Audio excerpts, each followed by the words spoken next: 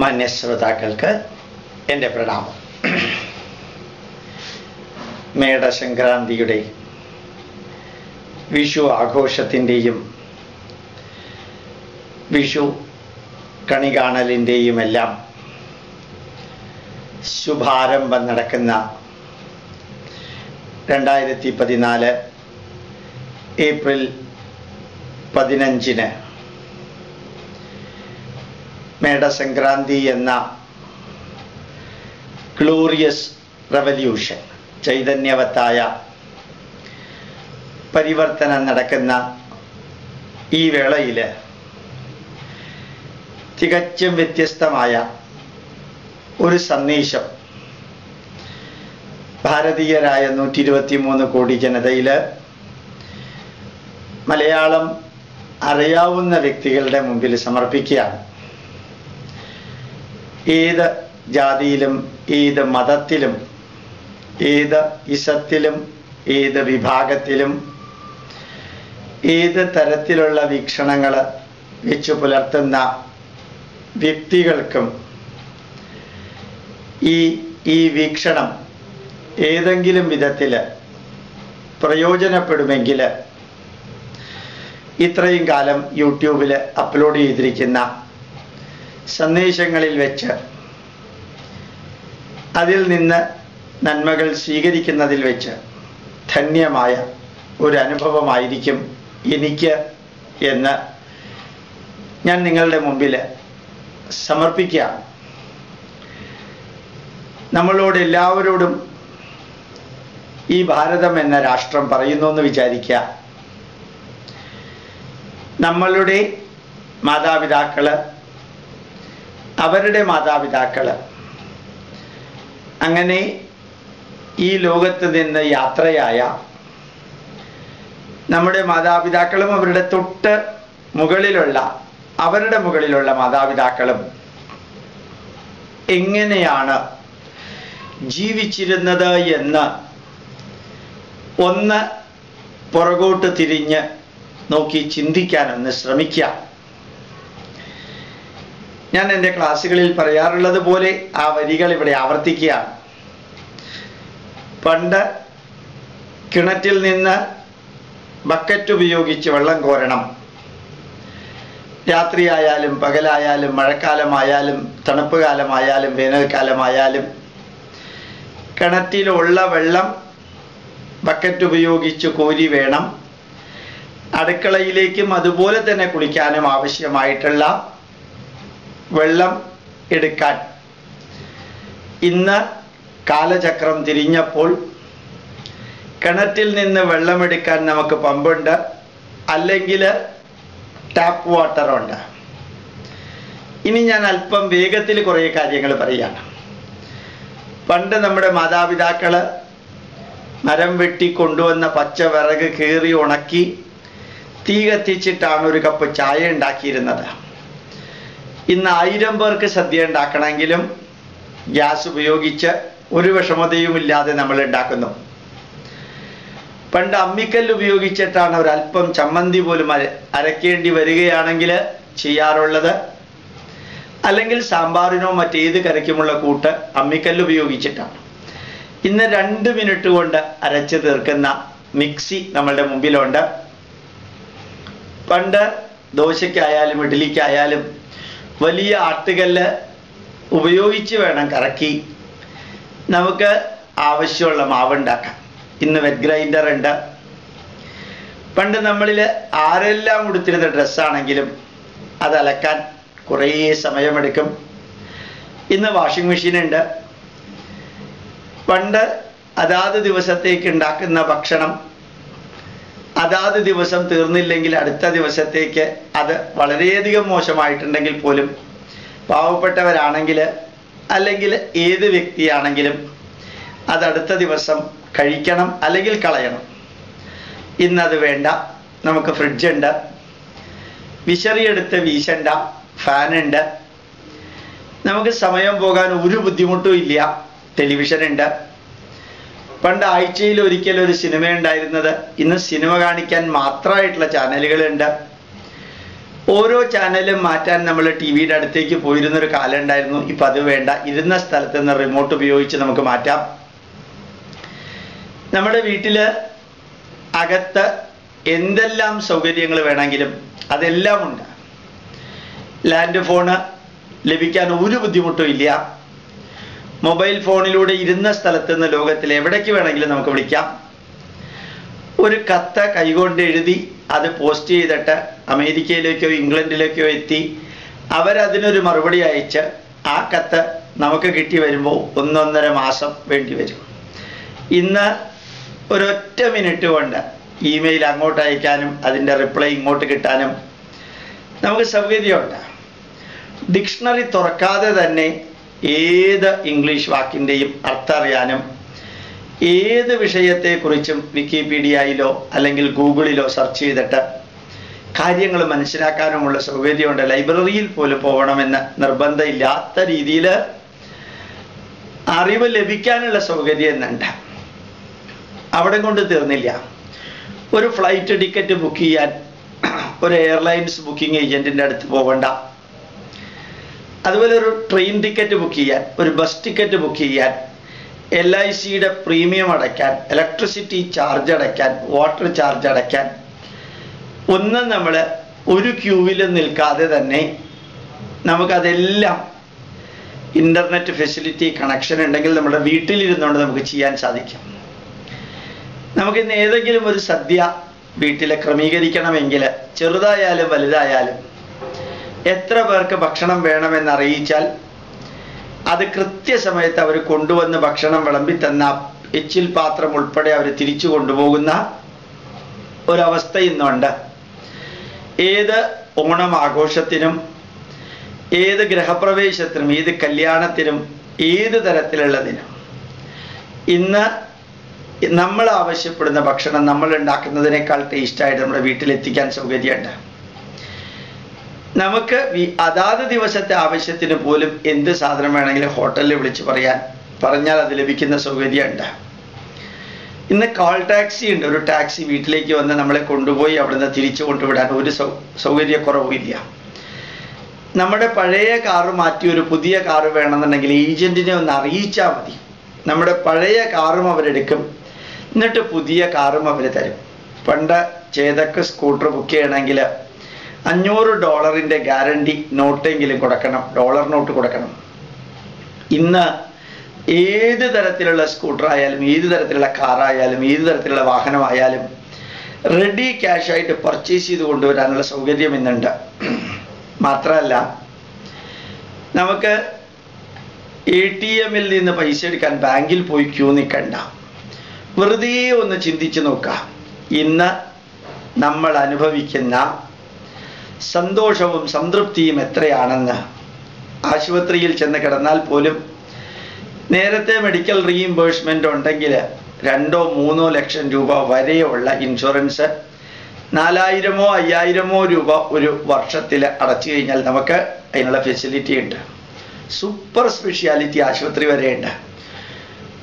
ഏതെല്ലാം സൗകര്യങ്ങളാണ് ഇന്ന് നമ്മുടെ മുമ്പിലുള്ളത്.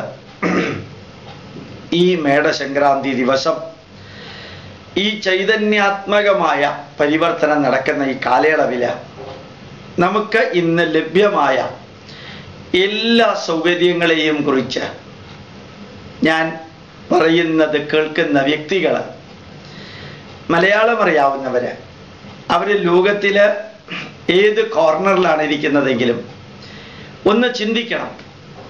നമ്മുടെ മാതാപിതാക്കൾ, അവരുടെ മാതാപിതാക്കൾക്ക് എല്ലാം 4, 5, 6 കുട്ടികളുണ്ടായിരുന്നു. അന്ന് സിസേറിയൻ ഉണ്ടായിരുന്നില്ല, പരിചരിക്കാൻ ഒരു ഡോക്ടറില്ല, ആശുപത്രിയിൽ കൊണ്ടുപോയിട്ട് ഡെലിവറി എടുക്കുക വളരെ അസാധാരണമായൊരു സംഭവമായിരുന്നു. അവർ 4, 5, 6 പ്രസവിച്ച് നമ്മളെ വളരെ ഭംഗിയായിട്ട് വളർത്തി, ആരോഗ്യമുള്ളവരാക്കി നമ്മളെ നന്മ തന്ന് നമ്മളെ വളർത്തി. ഇന്ന് നമുക്ക് എല്ലാം ടാബ്ലറ്റ് രൂപത്തിൽ അവൈലബിൾ ആണ്. അപ്പോൾ എല്ലാ തരത്തിലും മനസ്സിനും ശരീരത്തിനും കുടുംബത്തിനും സമൂഹത്തിനും നന്മ വരുത്താൻ ആഗ്രഹമുള്ളവർക്ക് ആവശ്യമായ സർവ്വതും നമ്മുടെ മുമ്പിൽ ഉണ്ടായിട്ടും നമ്മൾ മലയാളികൾ സന്തോഷത്തോടു കൂടിയാണോ ജീവിക്കുന്നത്? സന്തോഷം എന്ന ആ ഇമോഷൻ, ഫീലിംഗ്, അത് നമ്മളിൽ നിന്നുണ്ടോ? ശരിക്ക് സന്തോഷിക്കാൻ ലിമിറ്റില്ലാത്ത അവസരങ്ങളും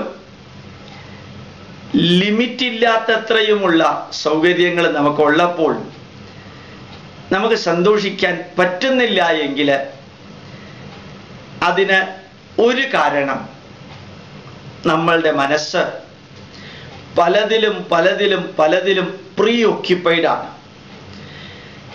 നമ്മുടെ മനസ്സ് ബയസ്ഡ് ആണ്. നമ്മുടെ മനസ്സ് ഭയത്തിൽ ജീവിക്കുന്നു. നമ്മുടെ മനസ്സിൽ എന്തിനെല്ലാമോ കുറിച്ചുള്ള വാശിയും ദേഷ്യവും പകയുമുണ്ട്. നമ്മുടെ മനസ്സ് ക്ലീൻ അല്ലാത്തിടത്തോളം കാലം ആ മനസ്സിൽ പ്രതിഫലിക്കുന്നതെല്ലാം വ്യക്തമായ രൂപഭാവത്തോടു കൂടി ആയിരിക്കില്ല. ഇത്രയും ഞാൻ നിങ്ങളോട് പറഞ്ഞത് ഈ മേടസംക്രാന്തി ദിവസം നമുക്ക് ആധുനികമായ സർവ്വ സൗകര്യങ്ങളും ലഭിച്ചിരിക്കുന്ന ഒരു ലോകത്തിൽ ജീവിക്കാൻ ഭാഗ്യം കിട്ടിയ നമ്മുടെ മാതാപിതാക്കളെക്കാൾ എത്രയോ ഇരട്ടി സൗകര്യങ്ങളോടുകൂടി ജീവിക്കുന്ന കുറേ അധികം നമ്മളെ മാതാപിതാക്കളെക്കാൾ കൂടുതൽ ദുഃഖിക്കുന്നു എങ്കിൽ അതിന് ഒരു കാരണം പല തരത്തിലുള്ള വികാരങ്ങളും ചിന്തകളും നെഗറ്റീവുകൾ അടങ്ങിയത് നമ്മളുടെ മനസ്സിനകത്ത് കുറേ അധികം നിറഞ്ഞിരിക്കുന്നു. പ്രത്യേകിച്ച് മലയാളിക്ക് എല്ലാത്തിനോടും പുച്ഛാണ്, അവഹേളനമാണ്, എല്ലാത്തിനോടും വെറുപ്പാണ്. അവനവൻ ഒന്നും ചെയ്തില്ലെങ്കിൽ പോലും മറ്റുള്ളവർ നന്മ ചെയ്യുന്നവരെ നിരാകരിക്കുക, നിഷേധിക്കുക, പുച്ഛിക്കുക, അവഹേളിക്കുക, അല്ലെങ്കിൽ അവരിൽ എന്തെങ്കിലും തെറ്റുകളും കുറ്റങ്ങളും കണ്ടുപിടിക്കുക. നമ്മളുടെ കാലിൽ 2 മന്ത് ഉണ്ടെങ്കിലും ഒരു കാലിലുള്ളവനെ അവഹേളിക്കാൻ നമുക്ക് വലിയ താല്പര്യമാണ്. മറ്റുള്ളവരുടെ ദുഃഖവും മറ്റുള്ളവരുടെ വേദനയും മറ്റുള്ളവരുടെ അധപ്പതനവും മറ്റുള്ളവർക്ക് സംഭവിക്കുന്ന പ്രശ്നങ്ങളുമെല്ലാം നമ്മുടെ മനസ്സ് ഉത്സവം പോലെ ആഘോഷിക്കുന്നു. ഞാൻ നമ്മുടെ എന്ന വാക്ക ഉപയോഗിച്ചിരിക്കുന്നത്, നിങ്ങളുടെ എന്ന വാക്കല്ല. അപ്പൊ നമ്മളുടെ മനസ്സ് നെഗറ്റീവുകളെ അന്വേഷിച്ചുകൊണ്ട് ഒരു മത്സര ഓട്ടത്തിലാണ്. ഞാൻ യൂസ്ലെസ് ആണെന്നുള്ളതിൽ എനിക്ക് ദുഃഖമില്ല, നിങ്ങളും യൂസ്ലെസ് ആയാൽ മാത്രം മതി എൻ്റെ ദുഃഖമില്ലാതെയാക്കാൻ. ഞാൻ എന്തെങ്കിലും നന്മ ചെയ്യണമെന്ന് ഞാൻ ആഗ്രഹിക്കുന്നില്ല, നിങ്ങൾ നന്മ ചെയ്യാത്തത് എൻ്റെ നന്മ ചെയ്യാതിരിക്കുന്നതിനുള്ള ഒരു കോമ്പൻസേഷനാണ്, എക്സ്ക്യൂസാണ് എനിക്ക്.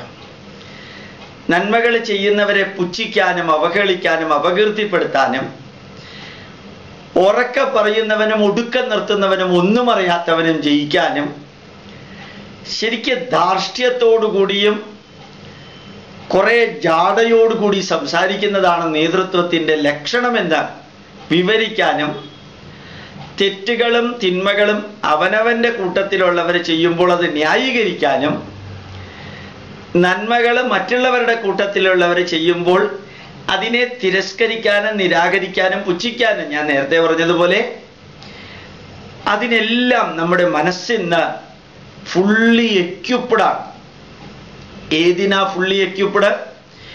നെഗറ്റീവുകളിൽ ആനന്ദിക്കാൻ, മറ്റുള്ളവരുടെ പരാജയങ്ങളിലും തോൽവികളിലും പ്രശ്നങ്ങളിലും വേദനകളിലും അറിഞ്ഞോ അറിയാതെയോ ഞാൻ ആഘോഷാത്മകമായി സന്തോഷിക്കുമ്പോൾ ഞാൻ എന്ന മനുഷ്യന്റെ വ്യക്തിത്വം നിലനിൽക്കുന്നത് നെഗറ്റീവിലാകുമ്പോൾ, ഞാൻ നേരത്തെ സൂചിപ്പിച്ചിരുന്നു, കിണറ്റിൽ നിന്ന് വെള്ളം കോരേണ്ട ഗ്യാസ് ഉണ്ട്, മിക്സി ഉണ്ട്, വെറ്റ് ഗ്രൈൻഡർ ഉണ്ട്, വാഷിംഗ് മെഷീൻ ഉണ്ട്, ഫാൻ ഉണ്ട്, എയർ കണ്ടീഷണർ ഉണ്ട്, കാറുണ്ട്, ഇന്റർനെറ്റ് വഴിക്ക് പ്രീമിയം അടയ്ക്കാനും ടിക്കറ്റ് ബുക്ക് ചെയ്യാനും സകല സൗകര്യങ്ങളുമുള്ള രാജകീയമായ ഗോഡ്സ് ഓൺ കൺട്രിയിൽ ദൈവത്തെ പോലെ ജീവിക്കാൻ ഭാഗ്യം കിട്ടുന്ന നമുക്ക് പലർക്കും പലപ്പോഴും സന്തോഷവും സംതൃപ്തിയും ചാരിതാർത്ഥ്യവും ബഹുമാനവും തോന്നാതിരിക്കാൻ കാരണം ഇതെല്ലാം തോന്നേണ്ട മനസ്സിനകത്ത് മറ്റുള്ളവൻ്റെ നെഗറ്റീവുകളെ ആനന്ദിക്കാനുള്ള വികാര വിചാരങ്ങൾ കൊണ്ട് നമ്മൾ നിറച്ചിരിക്കുന്നു നമ്മുടെ മനസ്സിനെ.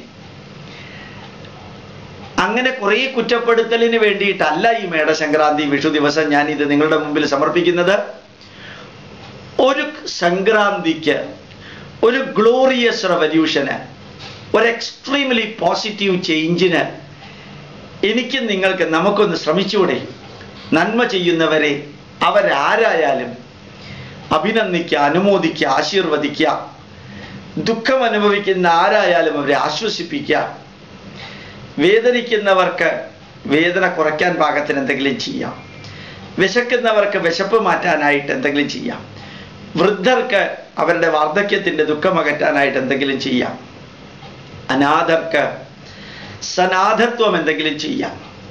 ഇതെല്ലാം ഞാൻ നിങ്ങളോട് പറയുമ്പോൾ യൂട്യൂബ് ഇതെല്ലാം കണ്ട് അതിൻ്റെ ചുവട്ടിൽ കമൻ്റ് എഴുതുന്ന ആയിരക്കണക്കിന് പോസിറ്റീവ് കമൻറ്റുകൾ എഴുതുന്നവരുടെ കൂട്ടത്തിൽ 1-2 പേരെങ്കിലും ഉണ്ടാവും രാവിലെയും വൈകുന്നേരവും ക്യാമറയുടെ മുമ്പിലിരുന്ന് 10-30 മിനിറ്റ് നാട്ടുകാർക്ക് ഉപദേശം തരാൻ എളുപ്പമാണ്, ഇതൊക്കെ പ്രാവർത്തികമാക്കാൻ ആ ബുദ്ധിമുട്ട് ഗോപാലകൃഷ്ണ എന്ന് എഴുതുന്നവരുണ്ടെങ്കിൽ, അല്ലെങ്കിൽ ചിന്തിക്കുന്നവരുണ്ടെങ്കിൽ അവരോടും ഗോപാലകൃഷ്ണൻ തൊഴുകയ്യോടെ പറയുന്നു, 8-10 അനാഥാലയങ്ങൾക്ക് ഞങ്ങൾ Indian institute of scientific heritage full support കൊടുക്കുന്നുണ്ട്.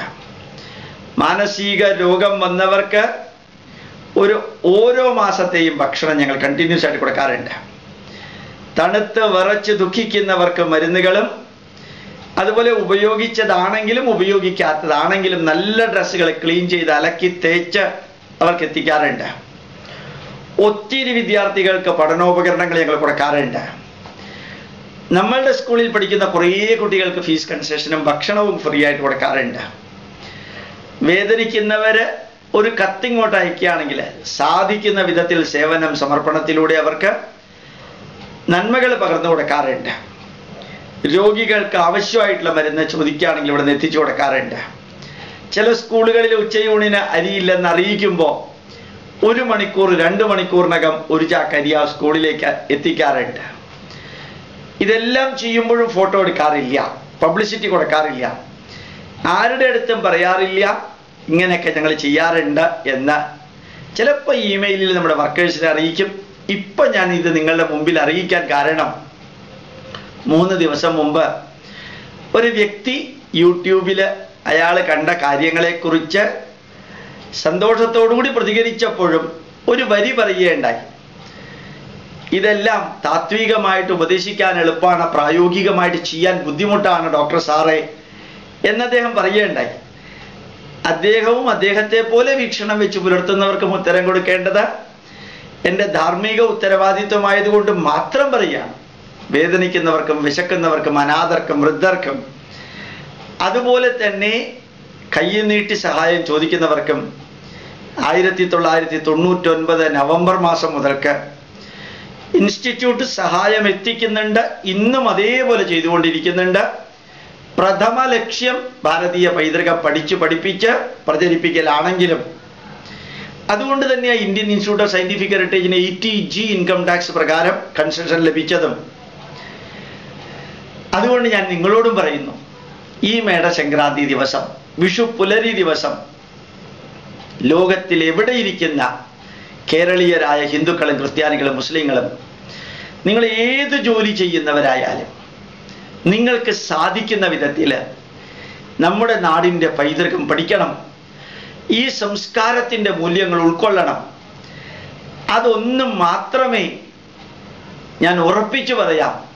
മറ്റെല്ലാ സൗകര്യങ്ങളും ഉണ്ടായിട്ടും ദുഃഖിക്കുകയും ഭയപ്പെടുകയും വേദനിക്കുകയും വിഷമിക്കുകയും ചെയ്യുന്ന കേരളീയന് അവൻ്റെ മനസ്സിലുള്ള വേദനകളും ദുഃഖവും അരക്ഷിതാവസ്ഥയും ഇല്ലാതെയാക്കാൻ ആധുനികമായ ഭൗതിക സൗകര്യങ്ങളെല്ലാം ജീവിതത്തിൽ അനുശാസിക്കുന്നതിനോടൊപ്പം സ്വീകരിക്കുന്നതിനോടൊപ്പം നമ്മുടെ പൈതൃകമായ അറിവുകളുടെ നന്മകളും ഇതിനോട് ചേർത്താൽ ഇതിലെ തിന്മകൾ ഇല്ലാതെയാവും. ആ തിന്മകളുടെ സ്ഥാനത്ത് ഈ നന്മകൾ ഫിൽ ഇൻ ദി ബ്ലാങ്ക്സ്, അതായത് ബ്ലാങ്കുകളെല്ലാം, ഡ്രോബാക്കുകളെല്ലാം ഇല്ലാതെയാക്കാൻ സാധിക്കും. അതിൻ്റെ കൂട്ടത്തിലുള്ളതാണ്, പൈതൃകത്തിൻ്റെ ഭാഗമാണ് നരസേവ, നാരായണ സേവ. ഞാൻ പറയാതെ അർത്ഥം നിങ്ങൾക്കറിയാം. ഈശ്വരനെ എങ്ങനെയാണോ സേവിക്കുക, അത് ഈസ് ഈക്വൽ ടു വേദനിക്കുന്ന വിശക്കുന്ന മനുഷ്യനെ സ്നേഹിക്കുന്നത്. ജനസേവ, ജനാർദ്ദന സേവ, നരസേവ, നാരായണ സേവ, മാനവ സേവ, മാധവ സേവ. ഞാൻ വാക്ക് തരുന്നു, നിങ്ങൾക്കിന്ന് അനുഭവപ്പെടുന്ന ദുഃഖങ്ങളും വേദനകളും ഇല്ലാതെയാക്കാൻ, നിങ്ങൾക്ക് തോന്നുന്ന അരക്ഷിതാവസ്ഥ, നിങ്ങൾക്ക് ജീവിതത്തിൽ തോന്നുന്ന ഭയം. ധാരാളം വ്യക്തികൾ എന്നെ വിളിക്കാറുണ്ട്. ഇന്നലെ അർദ്ധരാത്രിക്ക് ഒരു സ്ത്രീ എന്നെ വിളിച്ചു പറഞ്ഞു, 6ാം ക്ലാസ്സിൽ പഠിക്കുന്ന എൻ്റെ മകള് പഠിക്കുന്നില്ല സാർ, രാപ്പകൽ എൻ്റെ മനസ്സിലെ ടെൻഷൻ അത് മാത്രമാണ്. ആ 6ാം ക്ലാസ്സിൽ പഠിക്കുന്ന മകളെക്കുറിച്ച് മാത്രം ചിന്തിച്ച് ജീവിക്കുന്നത് കൊണ്ട് അവർക്ക് ഈ ദുഃഖം ഉണ്ടാവുന്നത്. ആ 6ാം ക്ലാസ്സിൽ പഠിക്കുന്ന കുട്ടിയും ആ അച്ഛനും അമ്മയും കുറച്ച് വേദനിക്കുന്നവരെയും ദുഃഖിക്കുന്നവരെയും കൂടി ഒന്ന് കാണാനുള്ള മനസ്സ് കാണിച്ചിരുന്നു എങ്കിൽ, അല്ലെങ്കിൽ വേദനിക്കുന്നവരെയും ദുഃഖിക്കുന്നവരെയും കാണാനുള്ള താല്പര്യം കാണിച്ചിരുന്നുവെങ്കിൽ, ഈ കുട്ടിയുടെ ഈ ദൗർബല്യം ഒരു ദിവസം കൊണ്ട് മാറ്റാനേ ഉള്ളൂ. ഇത് ആ കുട്ടിയെ മാത്രം പൂജിച്ച് അതിന് മടിയാണ്, അതിന് പരിഹാരം കാണാൻ കൗൺസിലിംഗ് എവിടെ പോകണം, ഏത് ഡോക്ടറെ കാണണമെന്ന്. നമുക്ക് നമ്മളുടെ ദുഃഖം മാത്രം ആ ദുഃഖമായിരിക്കുന്നത്. കാരണം നമ്മൾ നമ്മളെക്കുറിച്ച് മാത്രമേ ചിന്തിക്കുന്നുള്ളൂ. ഒന്ന് മാറി ചിന്തിക്കാൻ. ധാരാളം പേര് എന്നെ ആശ്വാസത്തിന് വേണ്ടി വിളിക്കാറുണ്ട്. ചിലതിനൊക്കെ ഞാൻ ഉത്തരം കൊടുക്കാറുള്ളൂ. ഉത്തരം കൊടുത്തില്ലെങ്കിൽ അവരെന്നോട് ദേഷ്യപ്പെടാറുമുണ്ട്. ഈ മൈക്കിലൂടെ കുറേയധികം ഉപദേശം നൽകൽ എളുപ്പമാണ്, മനുഷ്യൻ്റെ ദുഃഖത്തെ തീർക്കാനല്ല നിങ്ങൾ പരിശ്രമിക്കുന്നത് എന്ന് പറഞ്ഞ് ദേഷ്യപ്പെടാറുണ്ട്. എനിക്കത് വലിയ കാര്യമായിട്ട് തോന്നാറില്ല. കാരണം എല്ലാവർക്കും അവനവൻ്റെ ദുഃഖം പരിഹരിച്ച് കിട്ടണം എന്നുള്ള ആഗ്രഹമാണ്. അവർ മറ്റുള്ളവർക്ക് വേണ്ടി എന്ത് ചെയ്യുന്നു എന്ന് ചിന്തിക്കാറില്ല. എൻ്റെ കാലിൽ വേദന ഉണ്ടെങ്കിൽ എൻ്റെ കാലിലെ വേദന മാറ്റാൻ ഈ ലോകത്തിൽ ആരെ വേണമെങ്കിലും വിളിക്കാൻ തയ്യാറാണ്. എൻ്റെ കാര്യം നേടാൻ എന്തും ചെയ്യാൻ ഞാൻ തയ്യാറാണ്. മറ്റുള്ളവരുടെ കാലിലെ വേദനയുണ്ടെങ്കിൽ അവർക്ക് നിങ്ങൾ എന്ത് ചെയ്യുന്നു എന്ന ചോദ്യത്തിന് ഉത്തരം പറയാറില്ല ആരും. അതുകൂടി ശ്രമിക്കണം. ഇതൊരു അപേക്ഷയാണ്. നിർമ്മലമായ മനസ്സോടുകൂടി ഗോപാലകൃഷ്ണൻ അപേക്ഷിക്കുന്നു. ഈ മേടസംക്രാന്തി ദിവസം ഞാൻ റെക്കോർഡ് ചെയ്യുന്നത് തൊട്ട് മുമ്പിലുള്ള ദിവസമാണ്, ഏപ്രിൽ 14. ഇത് ഏപ്രിൽ 15 വിഷുവിൻ്റെ ദിവസം കണി കണ്ടതിന് ശേഷം നിങ്ങൾ ഈ യൂട്യൂബ് കാണുകയാണെങ്കിൽ അത് നിങ്ങളുടെ മനസ്സിലുണ്ടാവാൻ വേണ്ടിയ ഒരു ദിവസം, ഒരു 12 മണിക്കൂർ മുമ്പ് ഇത് റെക്കോർഡ് ചെയ്ത് ഇപ്പം തന്നെ യൂട്യൂബിൽ അപ്ലോഡ് ചെയ്യുന്നത് സാധിക്കട്ടെ. നമ്മളുടെ ജീവിതം നമ്മളുടെ മനസ്സിന് സന്തോഷം ഉണ്ടാക്കണം. നമ്മളുടെ ജീവിതം നമ്മുടെ ശരീരത്തിന് ആരോഗ്യമുണ്ടാക്കുന്ന വിധത്തിലാവണം. നല്ല വെജിറ്റേറിയൻ, നല്ല ക്വാളിറ്റി ഭക്ഷണം മാത്രം കഴിച്ച് നമ്മുടെ ജീവിതം, നമ്മുടെ ഭാര്യ, ഭർത്താവ്, മക്കള്, അച്ഛൻ, അമ്മ, സഹോദരി, സഹോദരന്മാര് ദൃഢമായ നന്മ നിറഞ്ഞ ത്യാഗഭാവത്തോടു കൂടിയ ബന്ധം നിലനിർത്താനുള്ളൊരു ജീവിതമാവണം. സനാതന ധർമ്മത്തിനു വേണ്ടി, ഈ നാടിൻ്റെ മൂല്യങ്ങൾക്കും സംസ്കാരത്തിനും വേണ്ടി അല്പമെങ്കിലും സമയം കണ്ടെത്താനുള്ള ഒരു ജീവിതമാവണം ഭാരതീയ സമൂഹം. ആ സമൂഹത്തിൻ്റെ നന്മയ്ക്ക് വേദനിക്കുന്നവര്, വൃദ്ധര്, അനാഥര്, രോഗികള്, വിശക്കുന്നവർക്ക് വേണ്ടിയിട്ടുള്ള സമൂഹത്തിൻ്റെ നന്മ ചെയ്യുന്നൊരു ജീവിതം. പരമപവിത്രമായ ഭാരതത്തിൻ്റെ മക്കളായി ജനിക്കാൻ ഭാഗ്യം കിട്ടിയ നമുക്ക് ഇനി ഒരു 100 ജന്മമുണ്ടെങ്കിൽ ആ 100 ജന്മവും ഭാരതത്തിൻ്റെ തന്നെ മകനായി മകളായി ജനിക്കാൻ സാധിക്കണമേ എന്ന് പ്രാർത്ഥിക്കാൻ സാധിക്കുന്ന വിധത്തിൽ രാഷ്ട്രഭക്തിയുള്ള, പാട്രിയോട്ടിസമുള്ള ഒരു മനുഷ്യനായി തീരണം ഹിന്ദുവും ക്രിസ്ത്യാനിയും മുസൽമാനും ഭാരതത്തിലേത്. ഈ ഭാരതം ലോകത്തിൻ്റെ ആത്മീയ തലസ്ഥാനമാണ്. ഭാരതം ഇവിടെ ആര് ഭരിക്കാനില്ലെങ്കിലും ഭാരതം നിലനിൽക്കും എന്നുള്ളതിന് തെളിവാണ് 10,000 വർഷത്തെ പാരമ്പര്യമുള്ള ഒരു രാഷ്ട്രത്തിൻ്റെ സംസ്കാരത്തിൻ്റെ നിലനിൽപ്പ്. ആ രാഷ്ട്രത്തിൻ്റെ മകനായി മകളായി ജനിച്ചതിൽ അഭിമാനിക്കാൻ, ബഹുമാനിക്കാൻ, ആദരിക്കാൻ സാധിക്കുന്ന വിധത്തിലുള്ള ഒരു മനസ്സ് ഈ മേടസംക്രാന്തി വിഷു പുലരിയിൽ മുതൽക്ക്, ആ ദിവസം, ആ സമയം മുതൽക്ക് നിങ്ങൾക്ക് ഉണ്ടാവട്ടെ എന്ന് പ്രാർത്ഥിക്കുന്നു. ഹൃദയം തൊട്ടുകൊണ്ട് നിങ്ങളോട് ആഹ്വാനം ചെയ്യുന്നു. സാധിക്കണം. എൻ്റെ കുടുംബാംഗങ്ങളായ നിങ്ങൾക്കും നമ്മുടെ രാഷ്ട്രത്തിനും നമ്മുടെ സമൂഹത്തിനും നമ്മുടെ ധർമ്മത്തിനും നമ്മുടെ കുടുംബത്തിനും നമുക്കും വേണ്ടി ജീവിക്കാനായിട്ട് നിങ്ങൾ ജീവിതത്തിൽ അത് പകർത്തുമെന്ന് വിശ്വസിക്കുന്നു. പ്രത്യേകിച്ച് കേരളത്തിന് പുറത്തുള്ള, ഭാരതത്തിന് പുറത്തുള്ള മലയാളികളായ എല്ലാവരും, ഹിന്ദുവും ക്രിസ്ത്യാനിയും മുസൽമാനും ഇടതുപക്ഷവും വലതുപക്ഷവും മധ്യപക്ഷവും ധന്യമായ ഈ മഹായജ്ഞം ഏറ്റെടുക്കുമെന്ന് പ്രാർത്ഥിക്കുന്നു. പ്രണാമം. നമസ്കാരം.